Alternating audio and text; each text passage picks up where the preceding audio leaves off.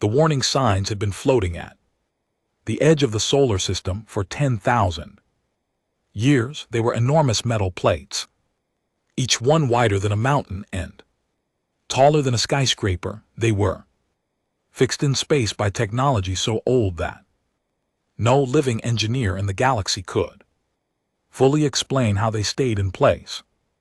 Each plate was covered in writing deep, carved letters in over 400 languages, spoken across the known galaxy. Some of those languages belonged to empires that no longer existed. Some belonged to species that had gone silent long ago.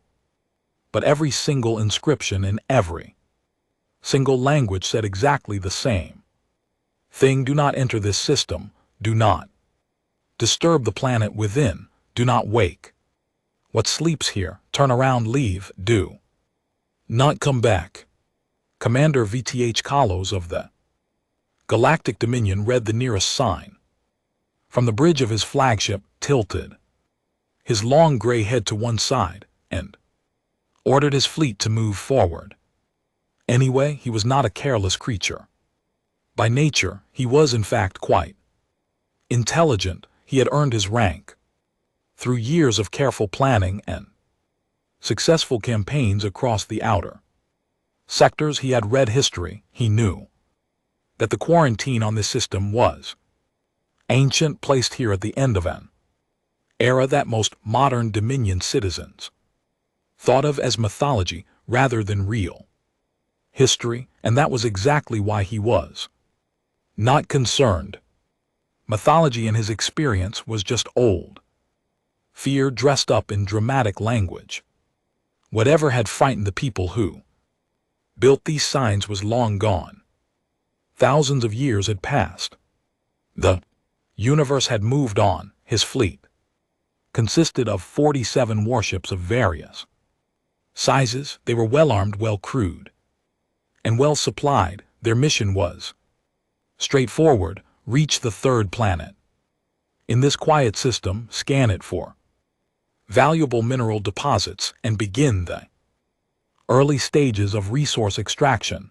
The Dominion needed materials for its expansion projects. This planet, tucked away in a forgotten corner of the Orion arm, had shown promising readings from long-range sensors. The quarantine, VTH Kalos had decided, was an obstacle, and obstacles were meant to be moved past. His science officer, a small and careful creature named Pell, had said nothing.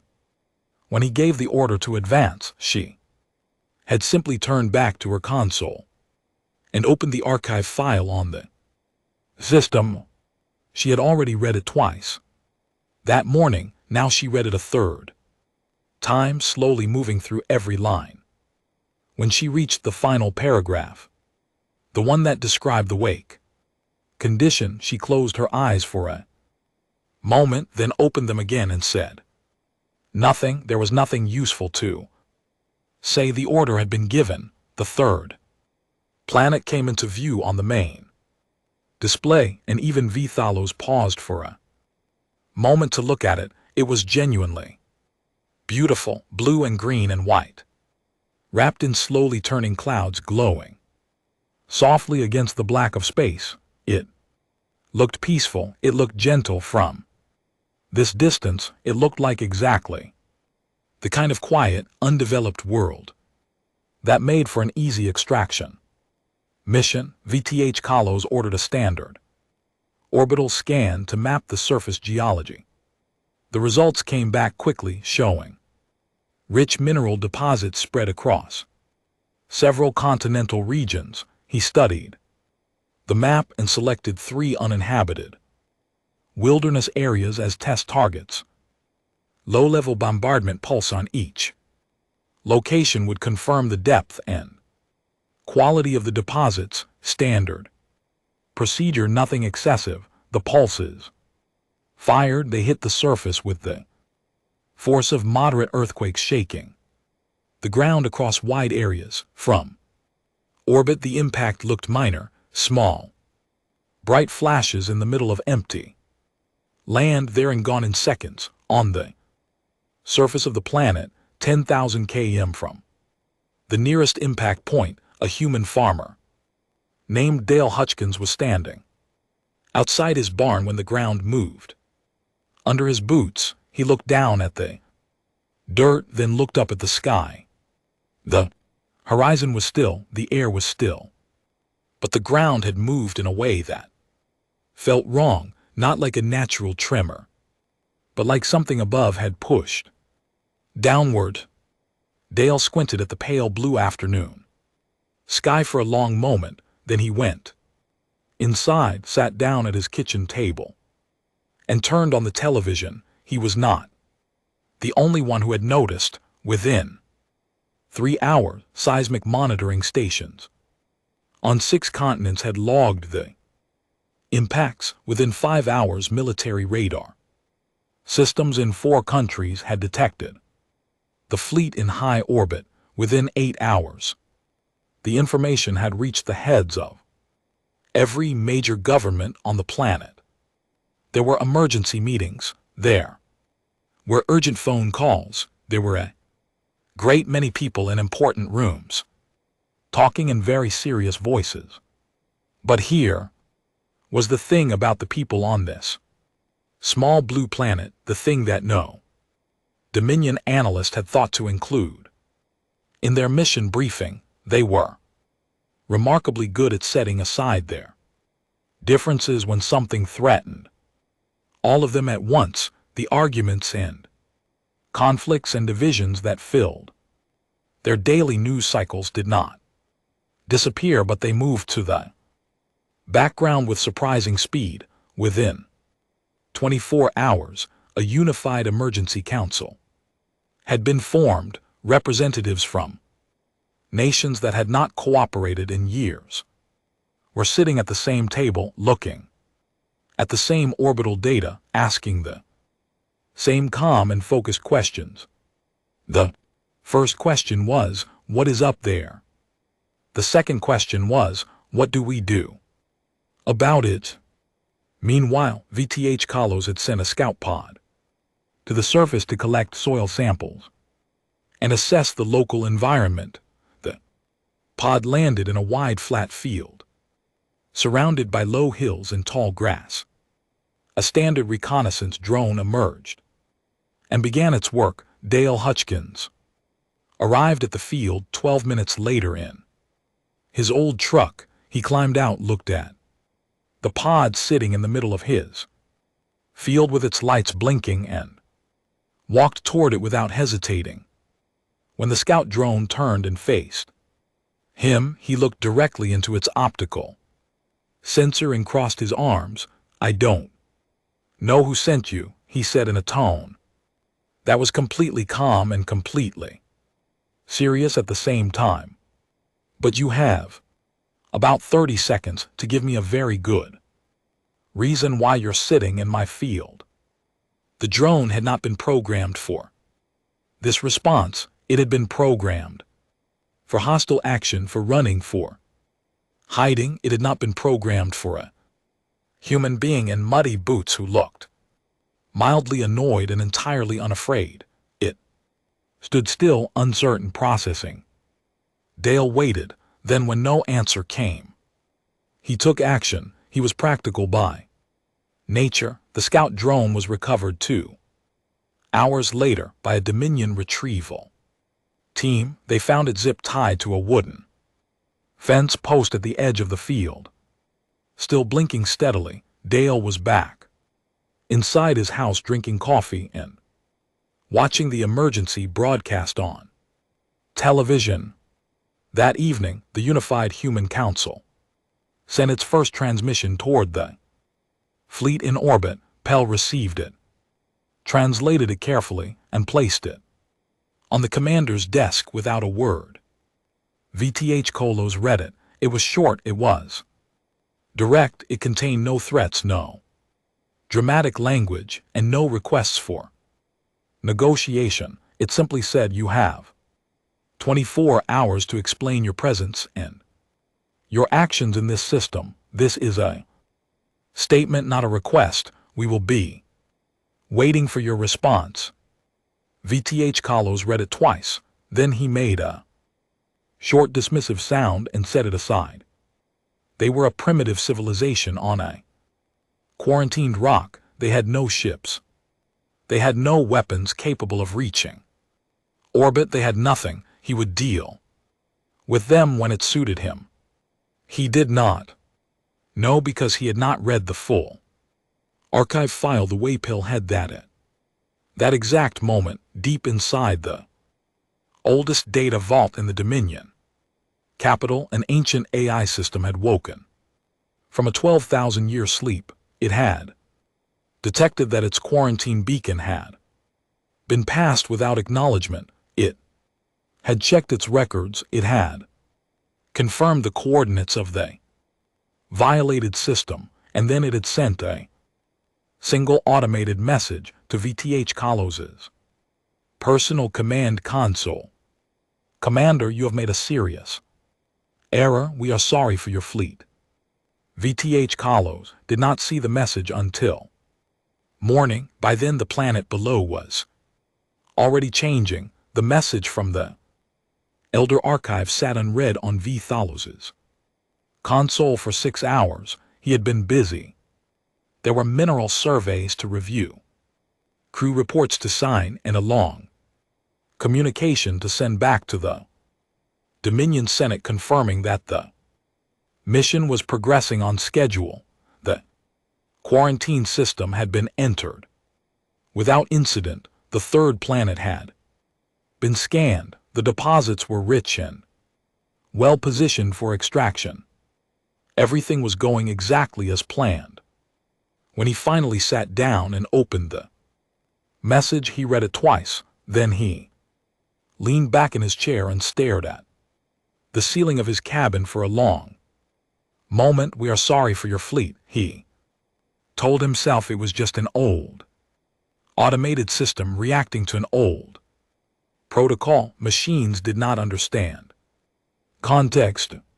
They did not understand that thousands of years had passed, that the galaxy was different now, that whatever the original warning was meant to protect against was surely no longer relevant. He closed the message, stood up, and went back to the bridge. Pell was waiting for him. She had been waiting for him. He realized in the specific, quiet way she had when she wanted to say something important but was waiting to be asked. He had worked with her long enough to know the difference between her ordinary silence and this particular kind. What is it? He said. I would like you to read the full archive file, she said. Not the mission summary, the full file. I have read the mission summary. It covers everything necessary. It does not, Pell said. She said it quietly, without any challenge in her voice. Just as a fact, the full file is very different. I think you should read it before we take any further action on the surface. VTH Kalos looked at her for a moment, then he told her to send it to his console. He would look at it later. He had more pressing things to attend to. He did not look at it that day, but far away in the Capitol building of the Galactic Dominion, other people were looking at it very carefully indeed. The Senate had received VTH Kalos's progress report at the same time that the Elder Archive's automated alert had been flagged across several senior intelligence channels. A junior analyst named Saravias had been the first to cross-reference the two. She was young, methodical, and not yet experienced enough to dismiss things that made her uncomfortable. She pulled the full archive file on the quarantine system, made herself a warm drink, and started reading. She finished it 3 hours later. Then she walked directly to the office of Senior Archivist Dahlin, knocked on the door, and placed a printed copy of the file on his desk without saying anything. Dahlin read the first 2 pages, then he stood up and walked to the Senate chamber without stopping to put on his formal coat. The emergency session that followed was not calm. The younger senators argued loudly that the quarantine was ancient history, that the archive file was exaggerated, that Commander VTH Kalos had one of the strongest fleets in the Dominion, and there was nothing on that planet that could threaten it. The elder senators, the ones who had spent their careers studying the older records, the ones who had read about the period before the Dominion existed, did not argue back. They simply sat very still and waited for the noise to die down. Their silence said more than any words could. When the room finally quieted, the oldest senator on the council, a thin and ancient creature named Voreth, who rarely spoke in public sessions, folded his hands on the table and said in a very even voice that perhaps it would help everyone to understand what the archive file actually described. The file described this 12,000 years ago. The third planet in the quarantine system had not been a quiet and primitive world. It had been the home of a civilization that had already reached the stars. They had been space-faring for centuries before the KTH sovereignty, the empire that had existed before the Dominion had even made contact with them. They had built ships. They had explored the outer systems. They had made allies, established trade, and expanded their reach steadily and quickly. They had also fought 3 interstellar wars. In each war they had been the smaller side. In each war the opposing civilization had been older, better equipped, and more experienced in large-scale conflict. And in each war, the humans, as the archive called them, had won, not easily, not without great loss, but completely. In every case the war had ended with the other side seeking terms. In every case the humans had accepted those terms without cruelty, rebuilt what had been damaged, and gone home. The Keth sovereignty had studied these 3 wars very carefully. Their analysts had run projections, built models, and tried to identify exactly what it was that made these humans so difficult to defeat. The models kept returning the same answer, and it was not the answer the analysts had expected. It was not superior technology. It was not larger numbers. It was not even particularly brilliant strategy, though human strategists were very good. It was something simpler and far harder to counter. The humans did not stop. In conventional warfare, every civilization had a breaking point, a level of loss or pressure at which continued fighting became irrational, and retreat or surrender became the logical choice. Every military model in the galaxy was built on this principle.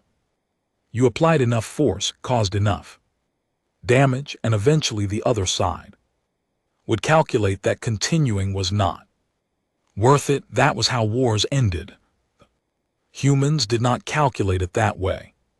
When they took losses, they did not slow down. They rebuilt and came back. When a strategy stopped working, they did not retreat to regroup. They changed the strategy immediately and kept moving forward. When they were pushed to the edge, they did not break. They became more focused, more creative, and more determined than they had been before the pressure began. Every model the Keth sovereignty built to predict their behavior eventually failed because the models all assumed a breaking point that never arrived. The KE sovereignty launched a full military campaign against the humans before they could grow any stronger. The campaign was intended to be decisive and fast. It lasted 400 years. It ended when the Keth sovereignty sent a message asking for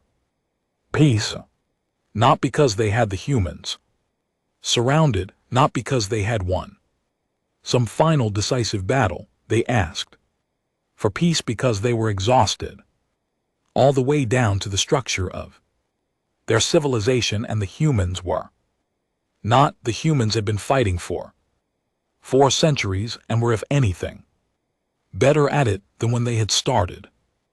The peace agreement was negotiated carefully. The humans, in a move that still puzzled historians, offered to withdraw entirely. They agreed to have their space-faring technology disabled, their memory of galactic civilization gradually erased across generations, and their world placed under a long quarantine. In return, they asked simply to be left in peace. The KE sovereignty agreed within the same day. The archive noted in a short and almost casual line that several historians believed the humans had accepted this arrangement not out of exhaustion or defeat, but because they had grown bored. The war was no longer presenting new challenges. They had solved it. It was time to do something else. There was one final detail in the file, one line that Sarah had underlined when she first read it, and that now sat at the center of every conversation in the Senate chamber: the regression, the memory loss, the technological suppression had never been designed to be permanent. It was more like a long sleep than a death, and written clearly into the original treaty agreed upon by both sides was a single condition under which the sleep would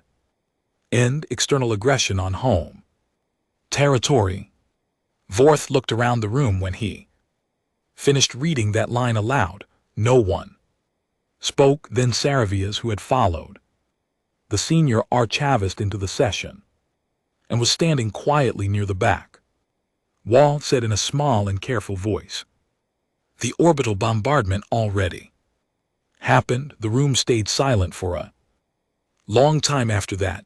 Meanwhile, on the blue planet below, a retired aerospace engineer named Dr. Unipark woke at 3 in the morning from a deep and vivid dream she could not quite remember. She lay still for a moment, staring at the ceiling of her apartment. Then, without fully understanding why, she got up, walked to her home office, and picked up a marker. She wrote for 2 hours without stopping.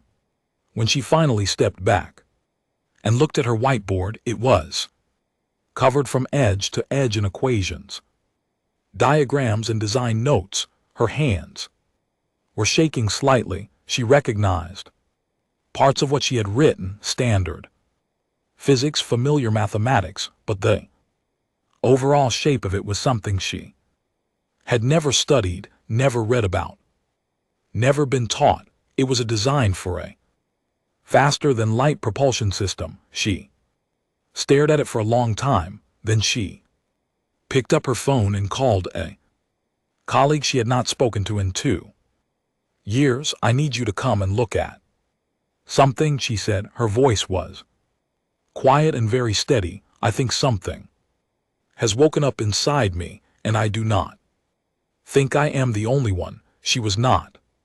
Across the planet, in dozens of cities, in hundreds of homes, other people were waking up with the same strange feeling. Something old and forgotten was surfacing. Something that had been sleeping for a very long time was beginning slowly and quietly to open its eyes. 6 months after the first bombardment, the planet below was unrecognizable.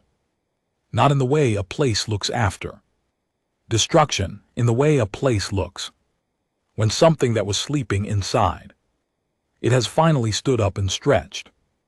The cities were the same, the roads and buildings and rivers were the same, but the energy moving through all of it had changed completely. There was a focus to everything now, a shared direction, as if hundreds of millions of separate People had all turned to face the same point at the same time.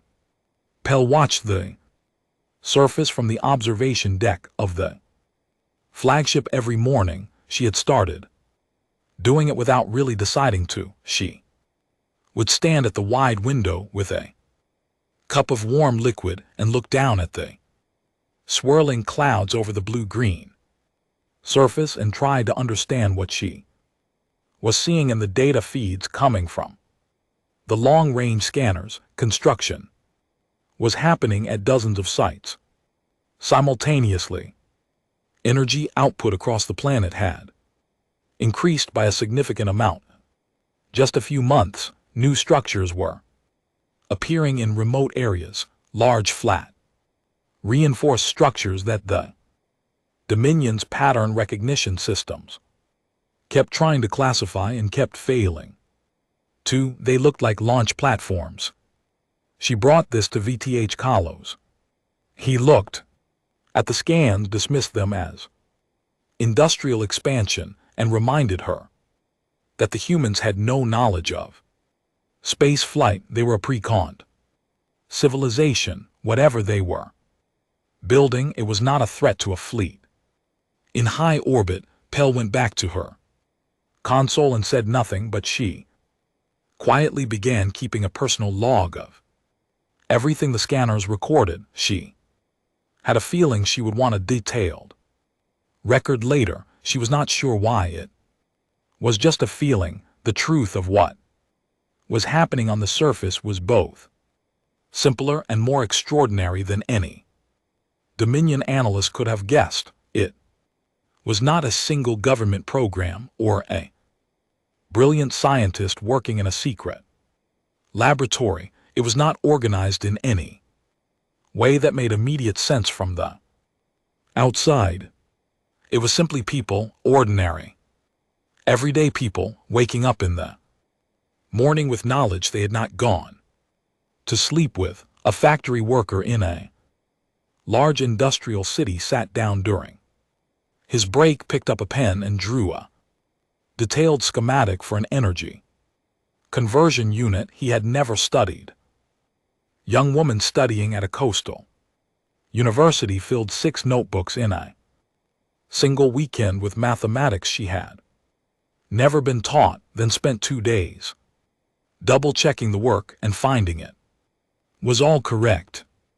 A retired military engineer in a cold northern country woke from a long, strange dream and immediately began drawing hull plating designs that were lighter and stronger than anything currently in production. It was everywhere, and it was accelerating whatever had been suppressed in the human mind 12,000 years ago was coming back, the way water comes back when a blocked pipe is suddenly opened, not slowly, not cautiously, but all at once, with great force and without apology. The Unified Emergency Council, which had been meeting daily since the first bombardment, was receiving reports from every corner of the planet. Scientists and engineers and builders were coming forward with new ideas at a rate that was impossible to track. The council made a practical decision early on. Rather than trying to manage all of it from the top, they would create a simple, open system where anyone with a useful idea could submit it, where teams could form around the best ideas quickly, and where resources would be distributed based on what was actually working, rather than on rank or status. It was a messy system. It generated enormous arguments. It also moved at a speed that would have been impossible under any more controlled approach. The scout pod that Dale Hutchins had captured in his field was sitting in a government research facility 2 weeks after the council was formed. Within 11 weeks, a team of engineers drawn from 6 countries with backgrounds ranging from aerospace to farming equipment repair had taken it apart completely, understood how every piece of it worked, and begun building a version of its propulsion system from materials available on Earth. They did not get it right on the first try or the third, but by the time 4 months had passed, they had a working engine. By the end of 5 months, they had functional shields built around the same principles as the ones on the Dominion fleet in orbit. By the end of 6 months, they had weapons, and the mood in the research facilities had shifted from urgent to something quieter and more serious. VTH Kalos, who had by now received a very firm message from the Senate recommending extreme caution, decided instead to demonstrate the consequences of resistance. He selected a cluster of communication satellites in high orbit and ordered them destroyed. It was a controlled action, he told himself. Demonstration of capability, a reminder of the difference in power between a spacefaring empire and a planet that had only just rediscovered basic propulsion. 3 human technicians who had been performing maintenance aboard one of the satellites were killed in the strike. The Human Council's response came within 4 hours. It was not emotional, it was not dramatic. It was a short, precise statement that named the 3 people who had died, stated clearly that this action was considered an act of aggression against human lives, and informed the fleet that the Council considered itself to be in a state of active conflict with the galactic Dominion as of that moment. Then it got very quiet on all communication channels. Pell read the statement 3 times. The tone of it frightened her more than any threat would have. There was no anger in it. There was no fear. There was just a calm, clear line being drawn, and on the other side of that line something very focused was preparing to move. She made her decision. That same night, Saravias had been an archivist in the Dominion's military intelligence division for 4 years. She was not a soldier. She was not a hero. She was a careful, precise, somewhat anxious creature who had spent most of her career reading old documents in quiet rooms, but she had read the full archive file. She had been in the Senate chamber when Vorath read out the wake condition, and she had watched for 6 months as every warning in that file came true one by one, while the commander of her fleet dismissed each one in turn. She packed a small bag, wrote a short note explaining her decision, and boarded an emergency escape pod. She aimed it at the surface of the planet below and launched before she could change her mind.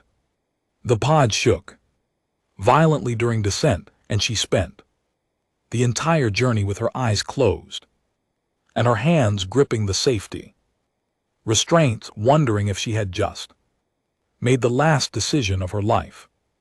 She crash-landed in a flat, cold, rocky landscape that she later learned was called Iceland. The impact was hard, enough to knock her briefly unconscious.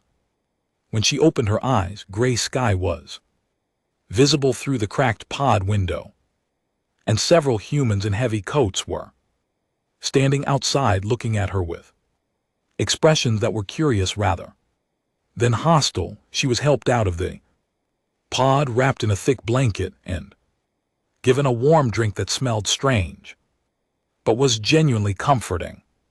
Then she was driven to a low building where a calm, well-dressed human man was waiting for her at a table with 2 chairs. His name was Ambassador Cheney. He introduced himself simply, asked if she needed anything else before they talked, and then waited. He did not rush her. He did not raise his voice. He sat with the easy patience of someone who had all the time in the world, which Saravias found more unnerving than any aggressive Questioning would have been, she told him everything she knew, the archive, file, the Senate session, the wake, condition, the full size of the Dominion fleet. She explained that what VTH Kalos commanded was a scouting force, a small advance element, the full Dominion military numbered over 4,000 warships. She wanted him to understand the scale of what was coming. Cheney listened without interrupting. When she finished, he was quiet for a moment, then he folded his hands on the table and said, calmly and without any obvious emotion, "That is useful to know. We were concerned this might be resolved too quickly." Sarah stared at him. She had expected fear. She had expected the information about 4,000 warships to produce some visible reaction, alarm or urgency, or at the very least a change. In his expression, there was nothing, just that same quiet, steady attention. She spent the rest of the day sitting in a small room with a window that looked out onto a gray and windy landscape, drinking warm drinks and wondering in a very sincere way whether defecting had been the right choice after all 3 weeks. Later, the first human spacecraft launched. It had started life as a cargo freighter, a large, blocky, deeply unglamorous vehicle that had spent its working years moving industrial equipment between ports. Its crew had stripped it down to the frame, reinforced the hull with the new plating designs, fitted 6 rail cannons to the exterior at angles that no professional military designer would have approved, and installed the new propulsion system in a space that was frankly too small for it. The whole thing looked exactly like what it was, something built very fast by people who were determined and creative and not particularly worried about how it looked. The crew of 11 who volunteered to fly it were a mixture of former military pilots, engineers, and one farmer from Montana who had in the month since zip-tying an alien drone to a fence post become something of a public figure. His name was Dale Hutchkins. He had been asked quite formally if he would like to be part of the first crew. He had said yes without hesitating, then gone home to feed his horses and pack a bag. The crew named the ship before launch. They painted the name on the hull in large, bold, cheerful letters, "The Stubborn Bastard." The council had raised an objection to the name on grounds of professionalism. The crew had listened politely and kept the name. The Stubborn Bastard launched on a clear morning and reached the outer system in a matter of hours. 2 Dominion warships were running a patrol route near the edge of the solar system. They detected the human vessel on their long-range scans and identified it immediately as a primitive improvised craft. The patrol commander sent a brief, dismissive note to the flagship and moved to intercept. The engagement lasted 40 minutes. When it was over, both Dominion warships were drifting and disabled. The Stubborn Bastard had taken damage to its port side and one of its cannons was no longer working. The crew were intact. Dale Hutchkins, who had been operating the targeting system, sent a short message back to the surface that became, within hours, one of the most repeated phrases on the planet. 2 down. Tell them to send more. On the Dominion flagship, VTH Kahlo stared at the engagement report for a very long time without speaking. Then he walked to his private cabin, sat down at his console, and finally, 6 months later than he should have, opened the full archive file. He read it from beginning to end without stopping. When he finished, he sat in the silence of his cabin and looked at the wall. Outside the window, the beautiful blue-green planet turned. Slowly in the dark, he understood now. What Pell had been trying to tell him, he understood what the signs at the edge of the system had meant. He understood why no one had entered this system in 10,000 years, and he understood with a cold and sinking certainty that he had no idea what to do next. 2 years after the first bombardment, the Galactic Dominion sent everything it had. The order came directly from the Senate after weeks of heated debate. The elder senators had argued against it. Voreth had stood at the front of the chamber and spoken for a long time about patience, about the archive file, about the specific and well-documented reasons why direct military escalation against this particular planet was historically a very poor idea. The younger senators had listened, considered his words carefully, and then voted for escalation. Anyway, they had numbers on their side. They had confidence on their side, and they had, in their opinion, more than enough ships. 4,200 warships gathered at the edge of the quarantine zone. They formed up in a long layered formation that stretched across thousands of kilometers of space. It was the largest military assembly the Dominion had organized in 3,000 years. Supply ships moved along the edges of the formation. Medical vessels and repair units took up positions at the rear. Troop carriers held ground forces, ready for surface operations once the orbital engagement was finished.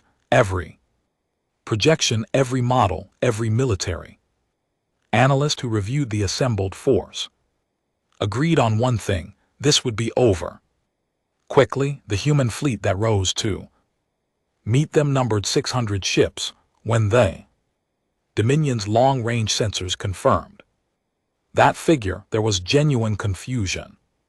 On several bridges, the analysts ran the count twice, then a third time. 600 against 4,200. The ratio was so wide that some commanders initially wondered if the humans were planning something other than a direct engagement, a distraction. Perhaps while something else happened elsewhere. But the 600 ships came forward steadily and without hesitation on a direct intercept course, and after a short time it became clear that no, this was simply what the humans had chosen to bring. What followed became known later as the Battle of the Hewitt Line, named for the distant shell of rock and ice at the very outer edge of the solar system, where the two fleets first made contact. It lasted 11 days. It was not the short and clean engagement the Dominion's planners had prepared for. In the first 2 days, the Dominion's advantage numbers was clear and significant.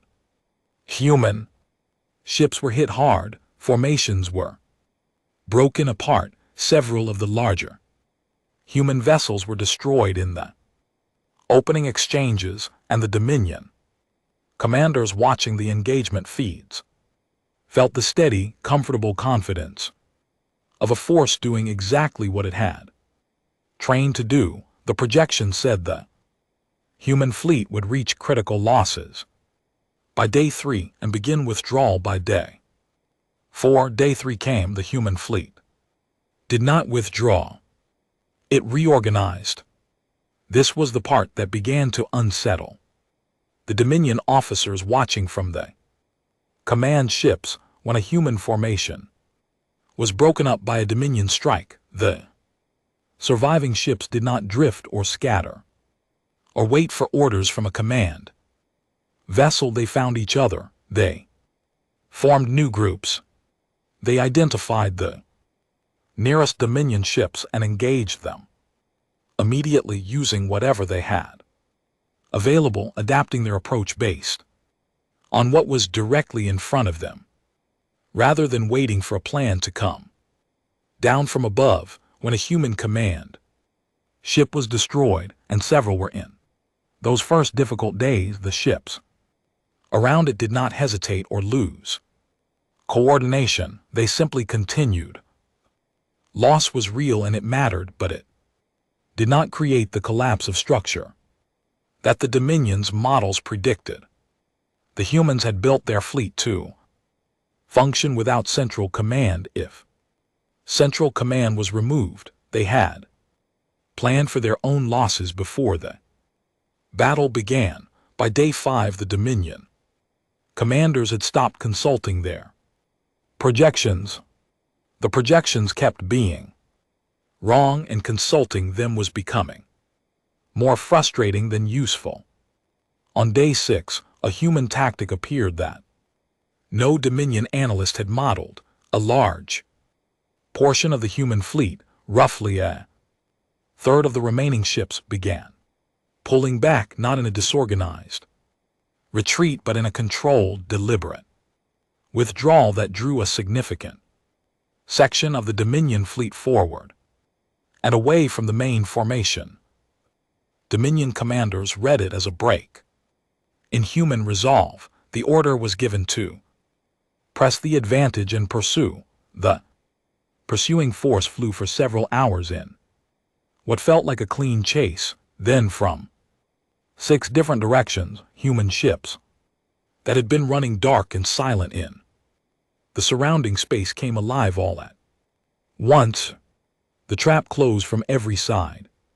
Simultaneously, the pursuing Dominion force found itself in the center of a prepared killing zone that had been set up hours before the retreat began, in positions that would have required precise coordination and a willingness to commit a large number of ships to passive waiting role during the most intense part of the battle. It was a strategy that required something very specific from the people who used it. It required them to accept serious losses in the short term to allow their own ships to be hit and destroyed during the retreat phase, in full confidence that the long-term outcome would justify it. Every military model in the Dominion's database rated the probability of this kind of tactic from a smaller force at less than 1%.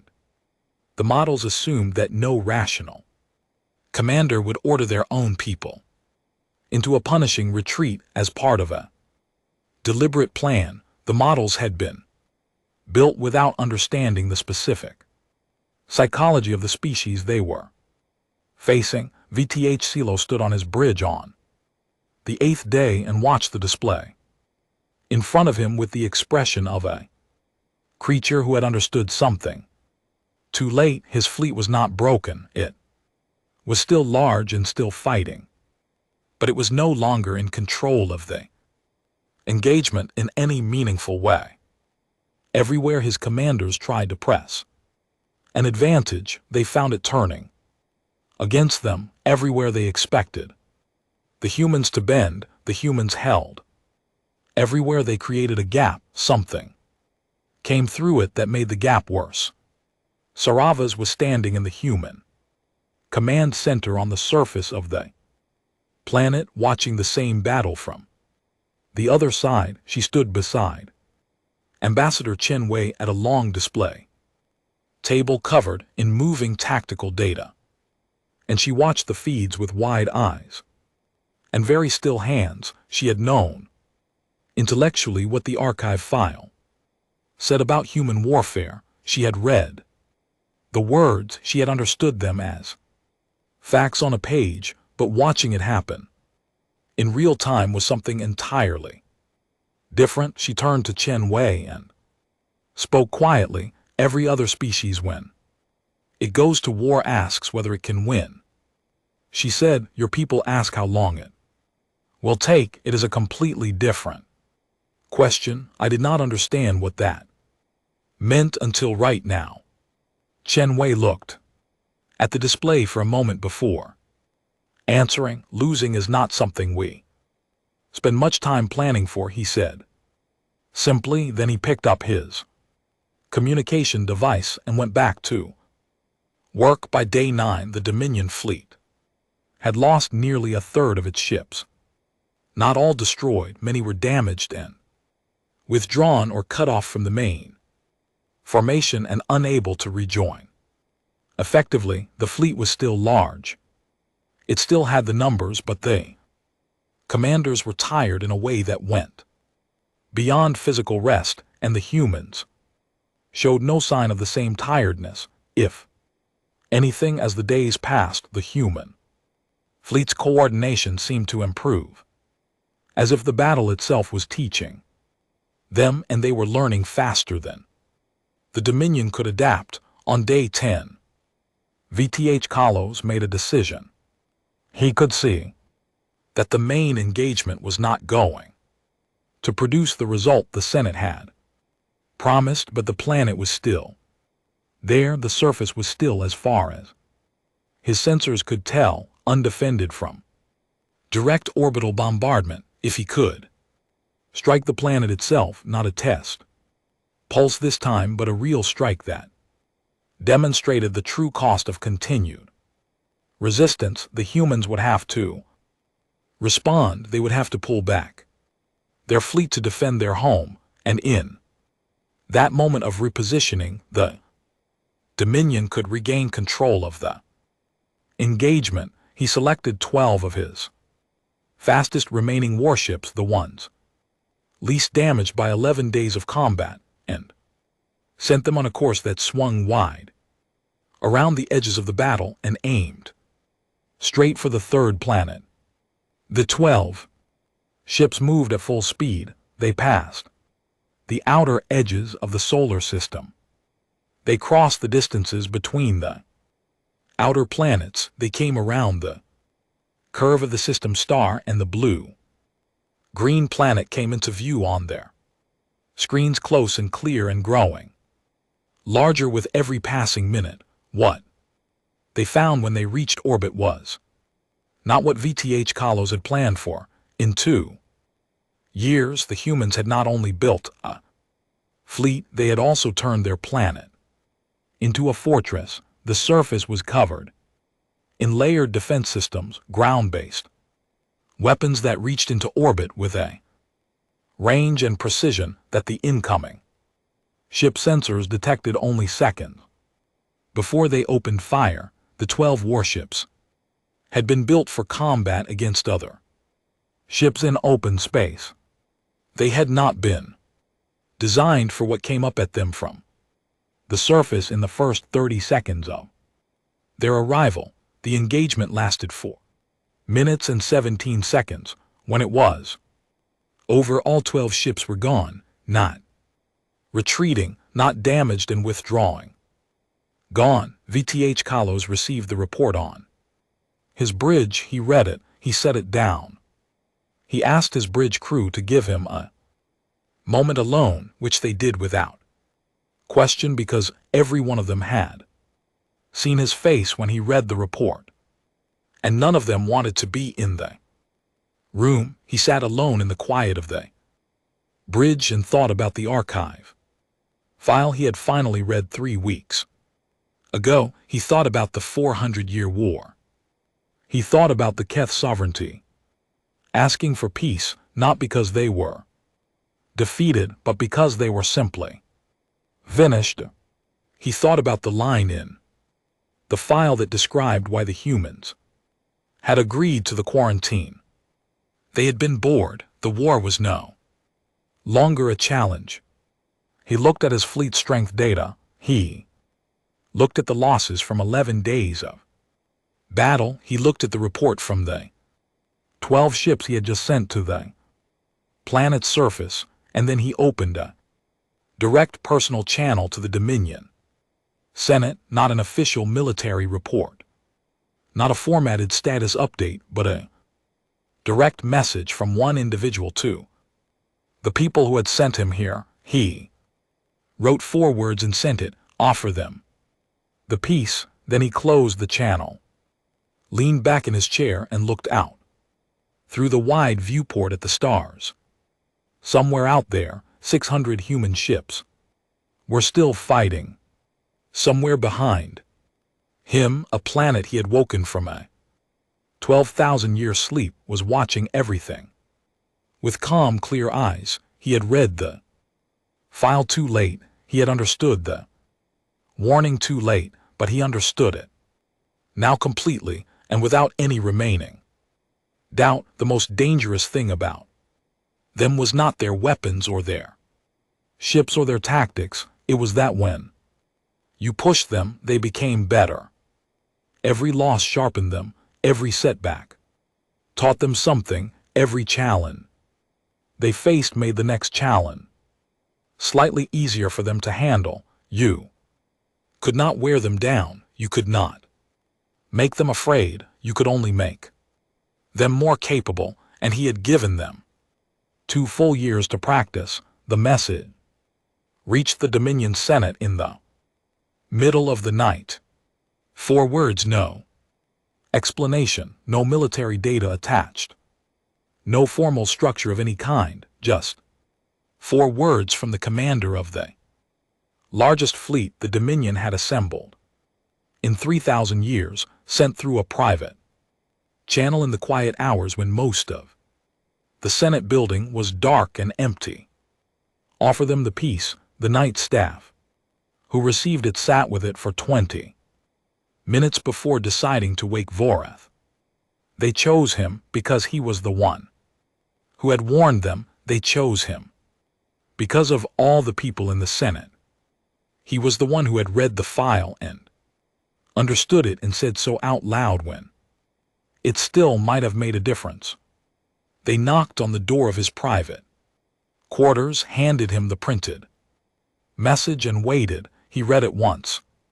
Then he nodded slowly, the way a person nods when something they expected to happen has finally happened. He told them to call an emergency session for first light. Then he went back inside and did not sleep again that night.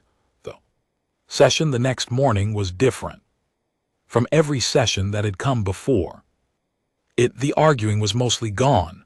The confidence that had filled the chamber 2 years earlier when the fleet was being assembled and the projections were being cited and the elder senators were being politely ignored had drained away completely.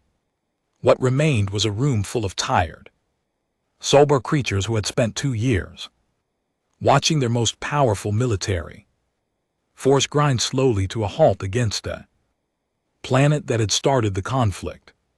With no ships at all, the vote to pursue peace negotiations was not close. Finding neutral ground for the talks took 3 weeks. A small station orbiting a quiet and unremarkable star equidistant from Earth in the Dominion capital was selected and prepared. Medical staff were stationed there. Catering was arranged. A large formal meeting room was set up with a long table, many chairs, and excellent lighting. The Dominion delegation that arrived filled most of those chairs. There were senior senators, military advisors, legal specialists, diplomatic translators, and a security team that occupied its own separate section of the station. The total Dominion party numbered just over 200 individuals. The human delegation arrived the following morning. There were 3 of them. They came aboard the station without a visible security escort, without a long list of advisors, and without any particular ceremony. They were dressed simply and neatly. They walked through the corridors of the station at a comfortable pace, looking around with open and relaxed curiosity, and took their seats at the table with the ease of people settling in for a meeting they had scheduled themselves.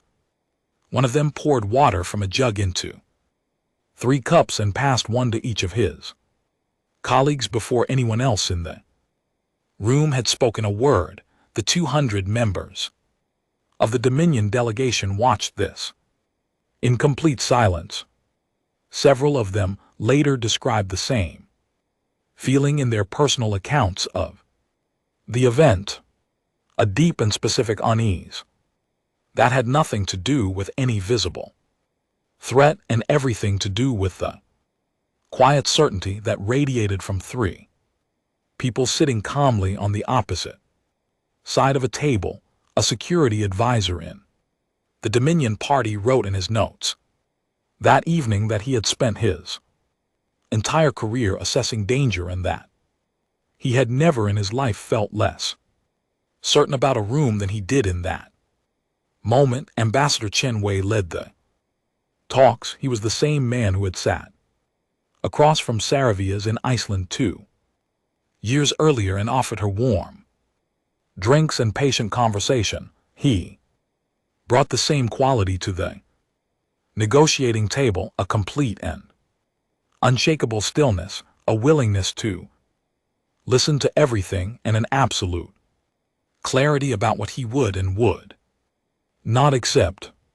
The Dominion's opening proposal was detailed and carefully constructed. It covered fleet limitations, territorial boundaries, schedule for human technological development that would keep expansion at a manageable rate, and a reformed quarantine arrangement that was described in the legal language of the document as a mutual protective measure for both parties.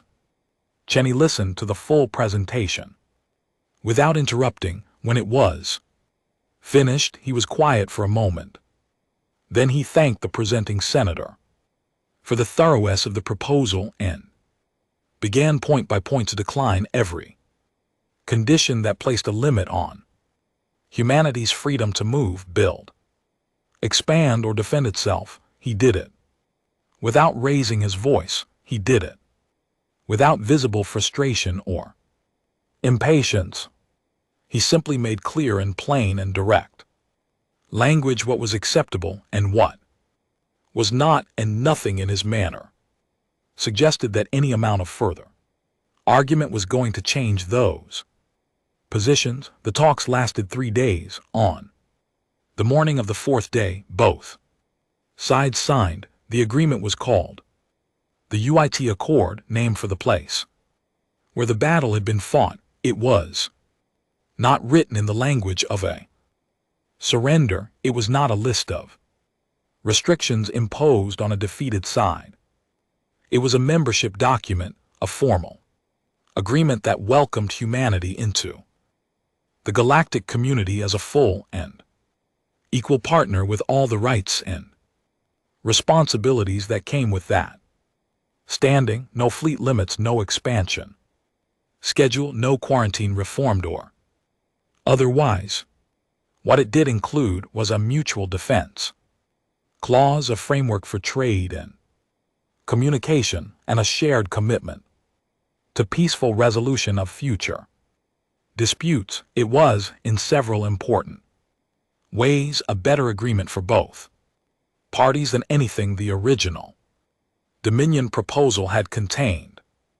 Several member species of the Dominion sent quiet diplomatic messages to Earth before the ink on the accord was even fully dry. Everyone understood which way the balance in the galaxy had shifted, and everyone wanted to be standing on the right side of it going forward.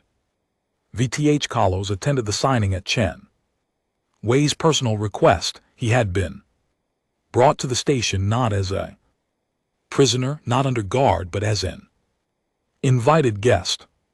He sat near the back of the room and watched the proceedings with the quiet attention of someone who has been part of a significant event and is trying to understand exactly what it meant. He looked older than he had 2 years ago, smaller somehow, not diminished exactly, but changed in the way that certain experiences change a person permanently. After the documents were signed and the room had begun to empty, Chen Wei crossed the floor and stopped in front Of him, he extended his hand in the human gesture of greeting and respect that VTH Klo had studied but never experienced directed at him personally. VTH Klo shook it. "Why did you want me here?" he asked. His voice was steady but genuine. He truly wanted to know. Chen Wei considered the question for a moment. "Because you were the beginning of this," he said. "Whatever this becomes, the trade, the cooperation, the conversations we are going to have with the rest of the galaxy, it starts from the moment you flew past those signs. You made a mistake, but the result of that mistake, at least from where I am standing, is not a bad one." He paused. "The universe is a more interesting place than it was 3 years ago. You deserve to see how this chapter begins." V. Thalos had no answer for that. He stood with Chen Wei's words settling over him and looked around the room at Dominion senators talking with human diplomats, at Saravia standing near the window in conversation with a young human engineer, at all the different species and faces and languages filling the same space without tension. And he thought that perhaps the old archivist in him could appreciate, in spite of everything, that he had witnessed something genuinely rare, a new chapter written in a room with good lighting and a long table and 3 cups of water poured with quiet confidence by people who had never doubted, not for a single moment, how the story would end, far away in the oldest vault in the Dominion capital building, in a room that had not been entered by any living person in longer than most civilizations had existed. The Elder Archive AI completed its update. It worked through its records methodically, the way it always had. It removed the quarantine flag from the system's coordinates. It cleared the dormancy classification. It updated the contact status and the diplomatic standing and the military rating. It moved through each field carefully and correctly, as it had done with thousands of species over thousands of years. Then it reached the final field, the one at the bottom of the file that most species never received an entry in at all, and it wrote the last line of the record. It saved the file. It closed the record. It returned to its quiet work among the deep stacks of history. The final entry read: species human, home world SAW system, status active, classification apex, diplomatic standing ally. Note for all future civilizations making first contact with this species: congratulations, you have awakened the most dangerous creature in the universe. It does not want to destroy you. It wants to shake your hand. The important thing, the only thing that matters, is that you reach out first.